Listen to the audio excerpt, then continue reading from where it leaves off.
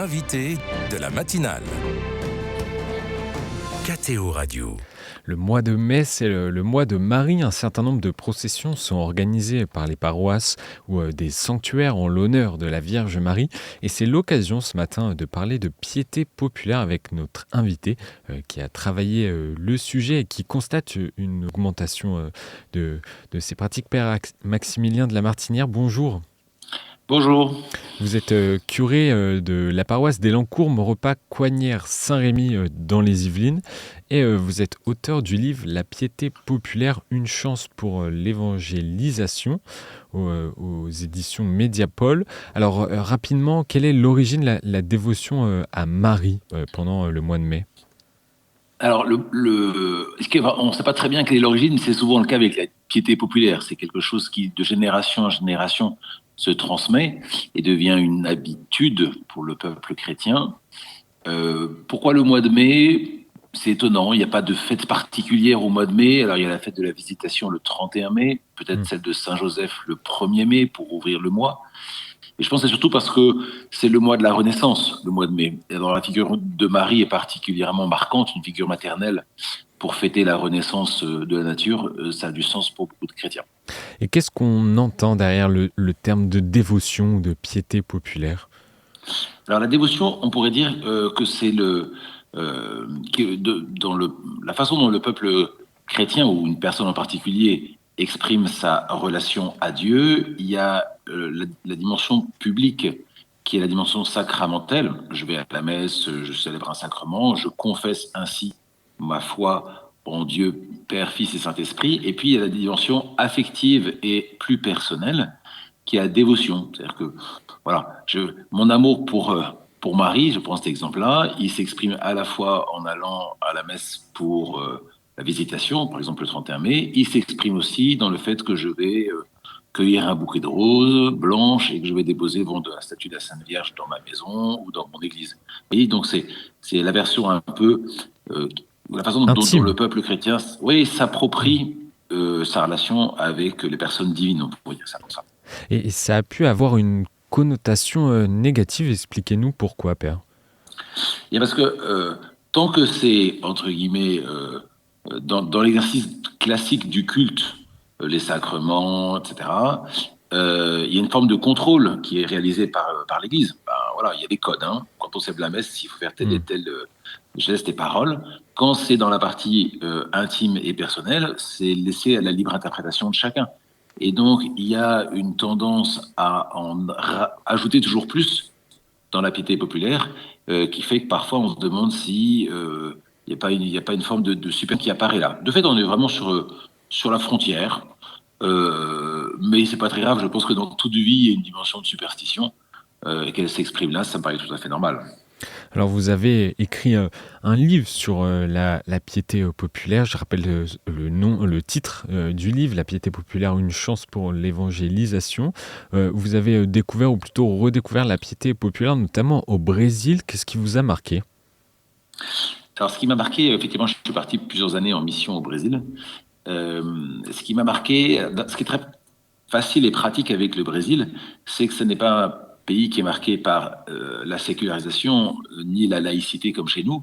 Et donc, tout ce qui est de l'ordre de l'intime et du personnel s'exprime sur la place publique. Donc, c'est difficile d'observer la piété populaire en France parce qu'elle se joue dans notre maison. Je ne vais pas entrer dans la maison.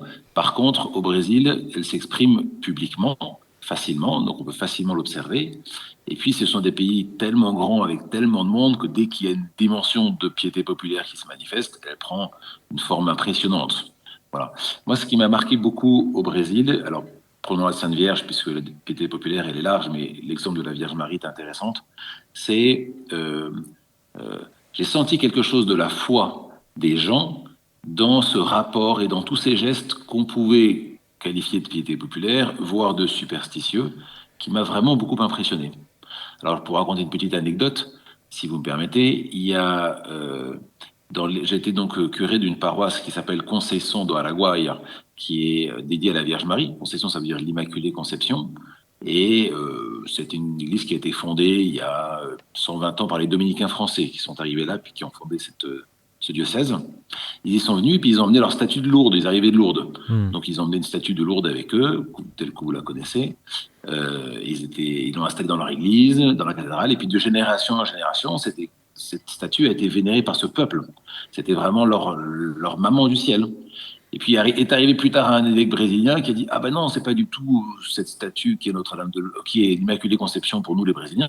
De fait, il y a une autre statue qui la représente. » Et donc il l'a changé. Mais ça a créé un mouvement de foule dans la ville parce qu'ils voulaient retrouver leur statue. Oui. Hein, ils savent bien que c'est Marie, ils savent bien que c'est qu'une statue.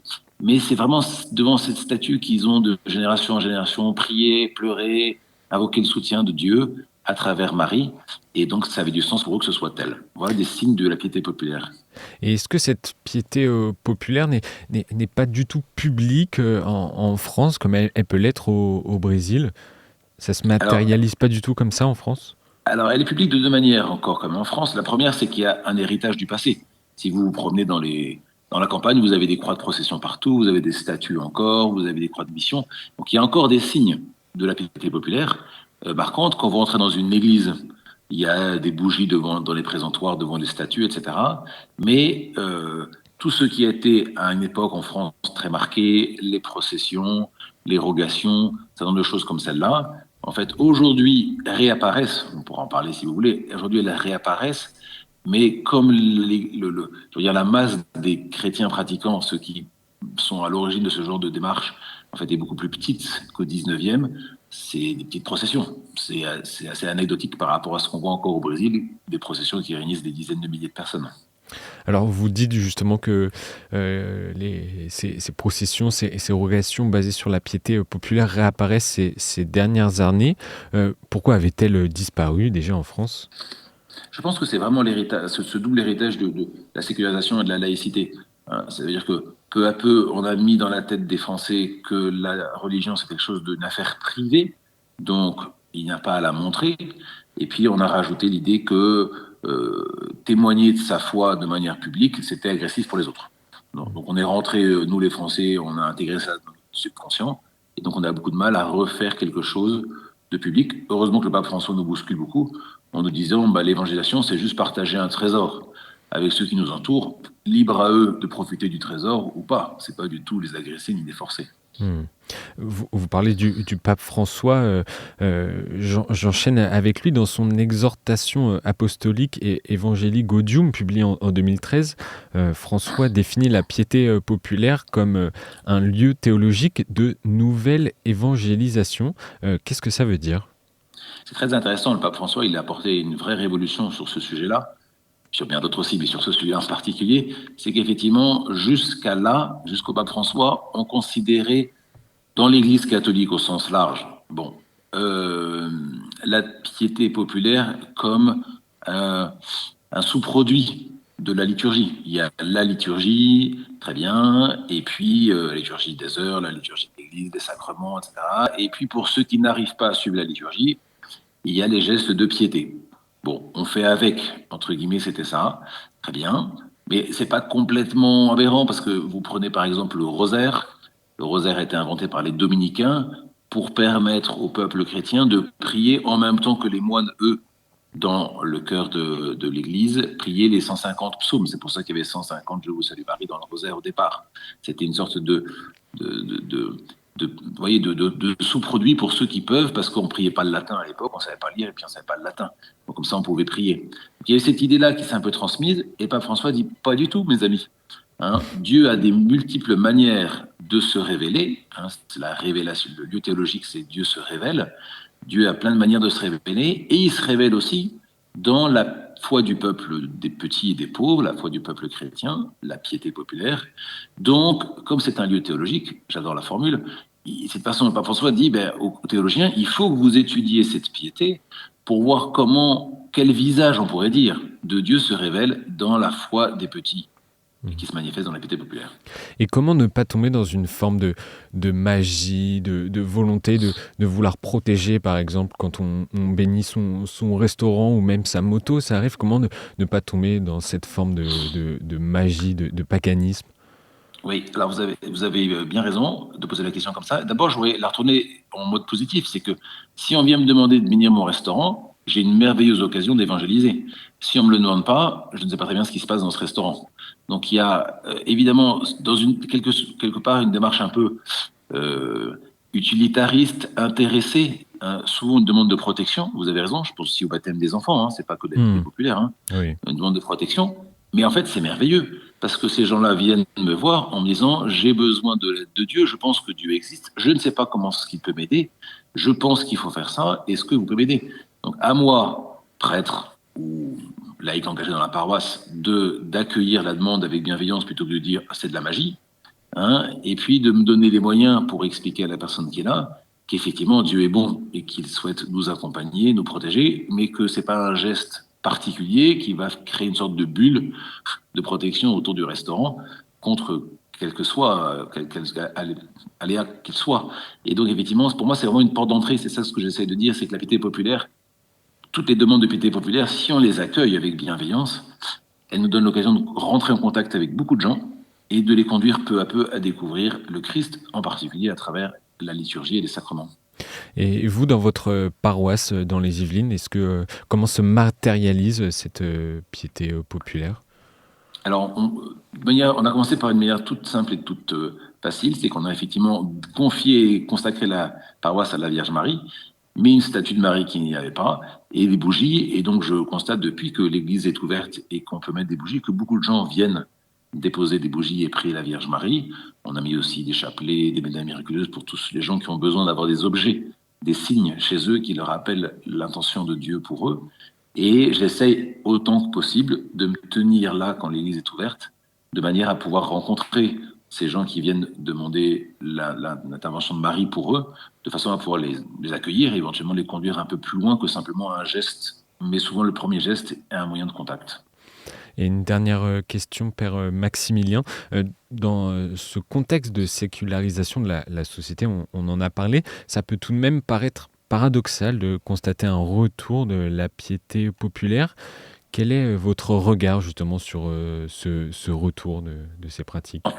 En fait, pas du tout. Pour moi, c'est très facile à comprendre. Cette sécularisation fait beaucoup de nos contemporains sont perdus. Ils savent plus très bien quel est le sens de l'existence, à quoi se référer, qu'est-ce qu'on a de commun, quelles sont les règles de vie ensemble. Il y a beaucoup de choses qui sont perdues que donnait le christianisme avant. Et donc, ils cherchent par eux-mêmes. Et la piété populaire, c'est assez facile. C'est des gestes à faire, c'est des paroles à prononcer, c'est des lieux à visiter, les sanctuaires, etc. Et donc, c'est le premier contact avec la foi chrétienne. Et l'Internet nous permet aussi d'accéder à beaucoup de choses. Donc, les gens vont faire une neuvaine d'abord parce qu'ils ont un besoin. Et puis, finalement, la neuvaine les rapproche de l'Église. Et ce sera pour nous le moyen de leur proposer d'aller plus loin dans la vie spirituelle. Merci beaucoup, Père Maximilien de la Martinière, d'avoir été avec nous ce matin en direct sur KTO Radio pour nous parler de la piété populaire en ce mois de dévotion mariale. Je rappelle à nos auditeurs que vous êtes curé de paroisse dans les Yvelines et auteur du livre La piété populaire, une chance pour l'évangélisation aux éditions Mediapol. Encore merci et bonne journée à vous. Merci.